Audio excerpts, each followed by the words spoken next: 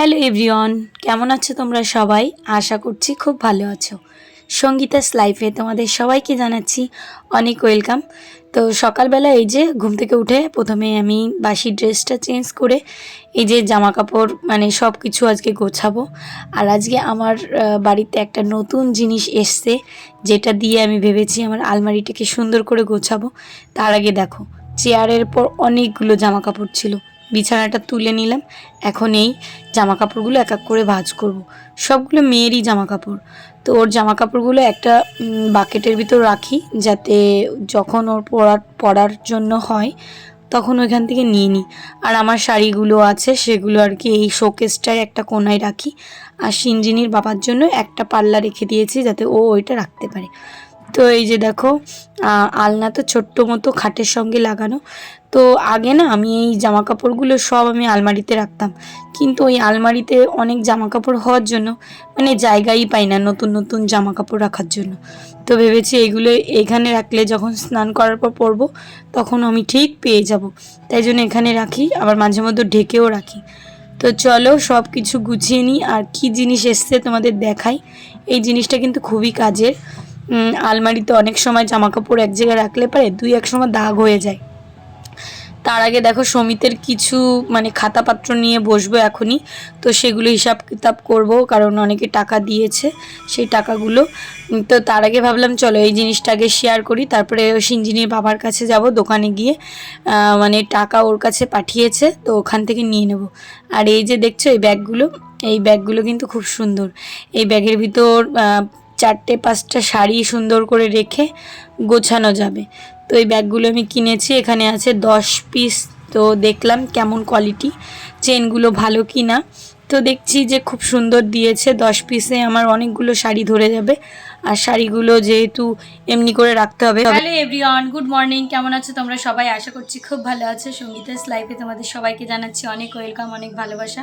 বড়দের প্রণাম, ছোটদের ভালোবাসা জানিয়ে আজকের ব্লগটা শুরু করছি। আজকে একটা অন্যরকম ব্লগ দিয়ে তোমাদের সঙ্গে চেষ্টা করব, যাতে তোমরা এই ব্লগটার থ্রুতে কিছু একটা বুঝতে পারো। তো এই যে দেখলে প্রথমে এই জিনিসগুলো কিনেছি। চলো এই জিনিসগুলো দিয়ে সংসারের একটা কাজ করব, যেটা দিয়ে কি করা যায়। আর এটা তোমরা কি কেউ করো কি না সেটাও কমেন্ট করে জানো। এটা তো আমি অর্ডার করেছি, আজকেই আসলে 4-5 দিন হয়ে গেল, তোমাদের সঙ্গে শেয়ার করলাম।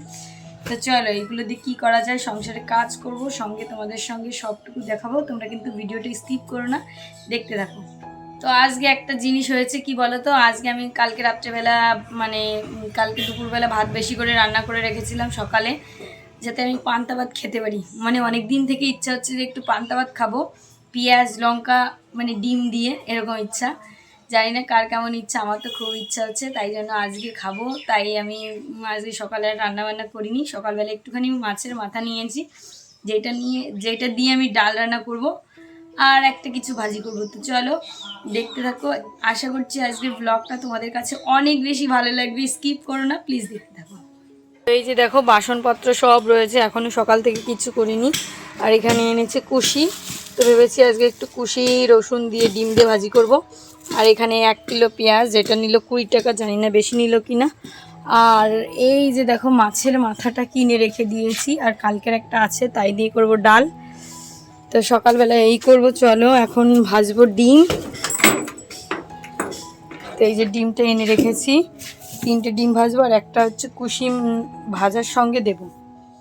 তো ওইখানে ওই কাজটা করে এসে এখন ভাবছি যে খিদেও পেয়ে গেছে, আর আগের দিনের তো অনেকটা পান্তা ভাত বানিয়ে রেখেছিলাম, ভাবছি যে সকালবেলা খাবো।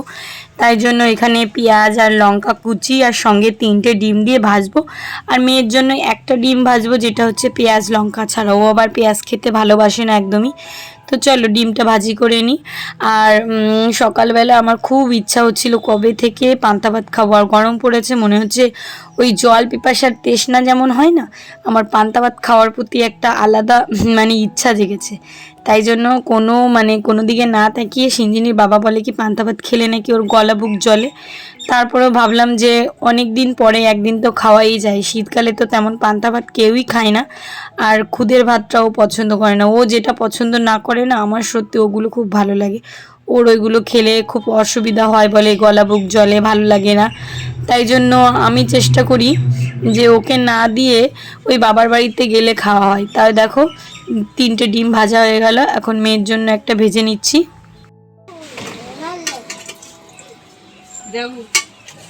হয়েছে হাই হয়েছে একটুখানি হবে, বেশি হয়ে যাবে।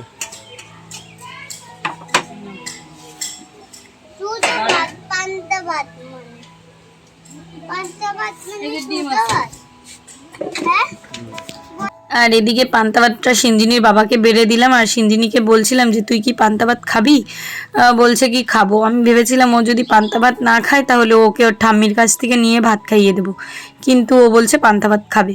তো যাই হোক, বাচ্চা মানুষ যদি খেতে চায় দিতে তো হবে। তো চলো বসে পড়ি। আর দেখে মানে কি বলবো, মনে হচ্ছে টকের মতো, যে একটা কিছু মাখা জিনিস খেতে গেলে যেমন লাগে ফিলিংসটা হয়, আমার পান্তা ভাতটা দেখে ঠিক তেমনই লাগছিল। তোমাদের কি তেমন লাগে সেইটাই সিঞ্জিনির বাবাকে বলছিলাম, মনে হচ্ছে আমি কখন খাবো এমন একটা ব্যাপার। তো চলো, পান্তা ভাতও কিন্তু আমি খুব ভালোবাসি খেতে ছোটোবেলা থেকেই। তো যে মেয়ের জন্য ওই ডিমটা দিয়েছে, ও বলছে আমিও পান্তা ভাত খাবো, আমিও পান্তা ভাত খাবো। যাই হোক, ওকে আবার একটা থালায় করে দেবো। এই ভাতটার ভিতর না আমি আজকে মানে আগের দিন কলের জল দিয়েছিলাম, তার জন্য আর কি পান্তা ভাতটায় কেমন যেন একটা গন্ধ লাগছিল। তারপরে আমি ভালো করে ধুয়ে এমনি জল দিয়েছি, যদি কেনা জলটা দিতাম হয়তো এমন গন্ধ হতো না। তো এই যে দেখো ওর বাবা খাচ্ছে, পেঁয়াজ দিয়ে লঙ্কা দিয়ে খাচ্ছে, শুকনো লঙ্কা একটা দিয়েছিলাম সেটা আর খেলো না। ওর কাছেও ভালোই লাগছে, মানে ওর কাছে কেমন লাগে কি না জানি না, কিন্তু আমার কাছে দুর্দান্ত লেগেছিল। চলো আমিও খেয়ে নিই। তো দেখো এই যে প্রথমে একটুখানি ডিম নিলাম, আর 4টে মতো লঙ্কা নিয়েছে, জানো তো এত ঝাল লেগেছে আমার, কি বলবো, গলা বুক প্রায় জ্বলেই যাচ্ছে। মানে সকালবেলা তো এরকম শুকনো লঙ্কা দিয়ে খাবারটা।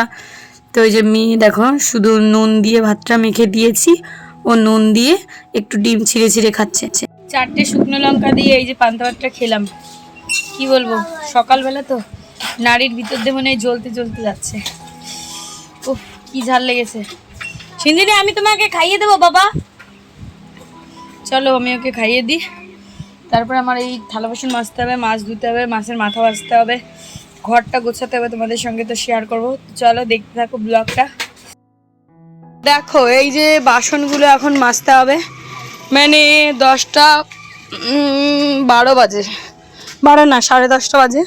তো চলো আর না করে মেজে ফেলি এগুলো অনেক। আর এই মাছের মাথাটা না নষ্ট হয়ে যাবে, গরমের দিন বুঝতেই পারছো কতক্ষণ আর রাখবো, এত আটক লাগে আমার কাজ করতে আর কি বলবো। তারপরে আবার আজকে যে ভিডিওটা পোস্ট করব সেটা এখন এডিট হয়নি, কখন কি করব, আগে এগুলো মেজে মাছটা ধুয়ে ভেজে তারপরে যাই এডিট করতে। তো এই আজকে কিন্তু দুপুরবেলা রান্না করব, তার আগে ভাবলাম যে সমস্ত জিনিসগুলো খাওয়া দাওয়া হলো সেগুলো আর কি বাসনটা মেজে নিই। আর মানে পান্তা ভাত খাওয়ার পর এতটা পেট জ্বলছিল, আমি আধা ঘন্টা একটু রেস্ট নিয়েছি, তারপরে সব কাজকর্ম এই যে শুরু করে দিলাম। এই যে সব বাসনগুলো মেজে এই যে উপর করে রাখলাম, এই যে হাঁড়িটাও। আর এখন আমি দেখাচ্ছি, চলো এই যে মাছের মাথাটা দেখছো, এটাকে এখন ভেজে রাখবো, যদি কিনা নষ্ট হয়ে যায় আমি একটু পরেই রান্না করব। এই যে কড়াইতে তেল দিয়ে, আর এই যে দেখো আমি এই মাথাগুলোকে এখনই ভেজে রাখবো, নাহলে কখন রান্না হয় কি না হয়। আর বাবার বাড়ি থেকে ডাল এনেছিলাম অনেক দিন আগে, সেই ডালগুলো আজকে আর কি ঝাড়ছি। তো এই বাড়িতেই নিয়ে আসলাম, কারণ আমার কুলো নেই, এটা হচ্ছে শাশুড়ি মার কাছ থেকে নিলাম। তো এটা হচ্ছে মাসকালাইয়ের ডাল, মানে কালাইয়ের ডাল যেটা দিয়ে বড়ি দেওয়া হয়। তো সেই ডালটা আমাদের বাড়িতে জমিতে হয়েছিল, তো মা দিয়েছিল। তো এই ডালটা ভেবেছি একদিন মাছের মাথা দিয়ে খাবো, অনেক দিন ধরে ইচ্ছা। তো এই যে দেখো, তাই জন্য ডালগুলো ভালো করে বেছে খুঁটে রাখছি। আর এই ডালটা না রান্না করার আগে ভালো করে রোস্ট করে নিতে হয়, ভেজে নিতে হয়। তারপরে পাথর টাথর যেটা ছিল সেটা তো আমি ভালো করে আর কি ধুয়ে টুয়ে পরিষ্কার করে এই যে প্রেসারে দিয়ে দিলাম। তার ফাঁকে দেখো বসে থাকবো যে প্রেসারে সিটি হোক, কারণ এই ডালটা তো অনেকটা শক্ত হয়। আর এইখানে সেই আমাদের বাড়িতে গাছ পড়েছিল বলে সেই গাছের পাতাগুলো সব আর কি ডাল কেটে কেটে ছেটে ছেটে রেখেছিলাম। তো সেই পাতাগুলো না বৃষ্টির কারণে সেই সব আর কি ইয়ে হয়ে গেছে, ধুমো ধুমো ভাব হয়ে গেছে, ভিতরটা কেমন যেন পচে পচে যাচ্ছে। তাই ভাবলাম রোদ উঠেছে, ভালো করে মেলে দিই, তাহলে হয়ে যাবে। তো ওগুলো রোদ্রে শুকাতে দিয়ে তারপরে রান্না করতে চলে এসেছি। আর মেয়ে আমাকে বায়না করেছিল ফ্রেঞ্চ ফ্রাই খাবে, তো ফ্রেঞ্চ ফ্রাই তো বানালাম না, একটু মোটা মোটা করে আলু ভেজে দিলাম আর বেগুন ভেজেছি। আর এই ডালটা দেখো অনেকটা হয়েছে, আমি না বুঝতে পারিনি যে এই ডালটা ভেবেছি কেমন হবে কি না, তো অনেকটা দিয়ে ফেলেছি। এখন কি করা যাবে। আর এই যে দেখো ডালটাকে এখন প্রেশার থেকে নামিয়ে সিটি মারবো। আর এই যে দেখো পাতাগুলো কেমন হয়েছে, পুরো কুড়মুড়ে হয়ে গেছে একটু টাইমের ভিতর। তার মানে বুঝতে পারছো রোদের কেমন তাপ এই রোদের ভিতর। তো পাতাগুলো এখন শুকাতে থাকুক, 2-1 দিন পরে এখানে ভালো করে জমা করব। তো আমার রান্না বান্না সব হয়ে গেছে। আর রান্না করে স্নান করে এইখানে আসলাম। আর আজকে রান্না করতে বসে কি ঝামেলা হয়েছে কি বলবো। সেই ডাল রান্না করেছিলাম, ডাল টাল সব পুড়ে গেছে। একজন এসছে বলে কি যে রিচার্জ করতে হবে, তা ওর বাবা ঘুমাচ্ছিল, ওই যে আসছে, তো ওই জন্য বলছিল আমি এদিকে ডাল করব না ওনাদের দিকে দেখবো। এই করতে করতে রান্নাটা ঘেটে ঘরে। চলো তোমাদের তবুও দেখাই কি রান্না করলাম। ডাল তো রান্না করেছি মাছের মাথা দিয়ে, জানি না কেমন হবে, খেয়ে বলতে হবে। ওই যে এখন বসবো। এ সিন্দিনি চলো চলো ডালটা দেখাই।